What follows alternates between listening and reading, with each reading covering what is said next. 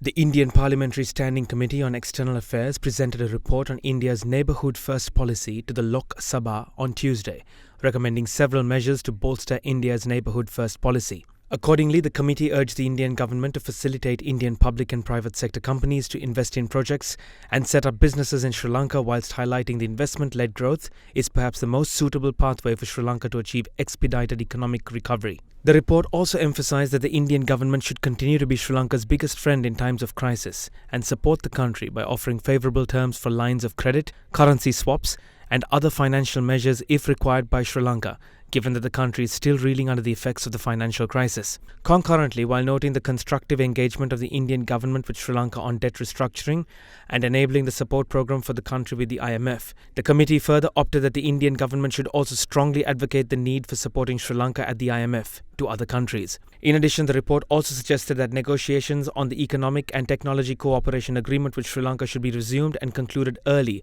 allowing for the broadening of the scope of the free trade agreement between India and Sri Lanka, strengthening economic trade, investment and technology cooperation. It was noted that 11 rounds of negotiations on the Economic and Technology Cooperation Agreement covering goods and services have been completed as far back as in September 2018, and Sri Lanka has now conveyed its willingness to resume the said negotiations. The report meanwhile noted that it should also be the endeavour of the government to complete all ongoing projects in various sectors expeditiously, whilst taking up new initiatives for cooperation in capacity building and skill development. Further, the committee also said that the ongoing economic uncertainty in Sri Lanka, along with the acute scarcity of forex, has created challenges in financing of imports from India. Accordingly, the committee urged the ministry and the Indian mission to play a more proactive role in resolving all pending issues so that a significant increase in Indian exports to Sri Lanka can be achieved. Furthermore, the committee opted that the security partnership with Sri Lanka should further be strengthened for enhancing interagency cooperation and coordination. It was also urged that consistent engagement with the Sri Lankan government through meaningful dialogue is paramount so that a permanent solution to the long-pending issue of fishermen between India and Sri Lanka